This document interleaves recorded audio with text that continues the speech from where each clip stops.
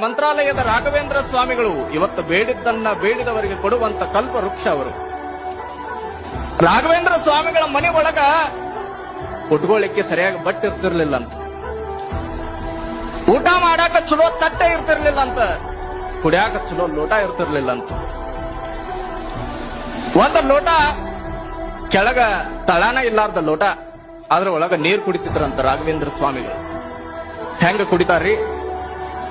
ಆ ಲೋಟ ತಳ ಇಲ್ಲಾರ್ದ ಲೋಟ ಹಿಂಗ ಕೈ ಒಳಗೆ ಇಟ್ಕೊಂಡು ಅದ್ರ ಒಳಗ ನೀರು ತುಂಬಿಕೊಂಡು ಹಿಂಗ ಕುಡಿಯೋರಂತ.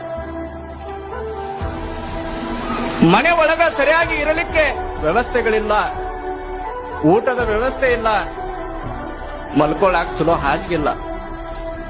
ಇವತ್ತ ಯಾರ ಮಂತ್ರಾಲಯಕ್ಕೆ ಹೋಗ ರಾಘವೇಂದ್ರ ಸ್ವಾಮಿಗಳ ಹತ್ತಿರ ನಿಂತ ಯಬಾ ಇದನ್ನ ಕೊಡು ಅಂದ್ರೆ ಬೇಡಿದ್ದನ್ನ ಕೊಡುವಂತ ಶಕ್ತಿ ರಾಘವೇಂದ್ರ ಸ್ವಾಮಿಗಳ ಹತ್ರ ಐತಿ ಇವತ್ತು.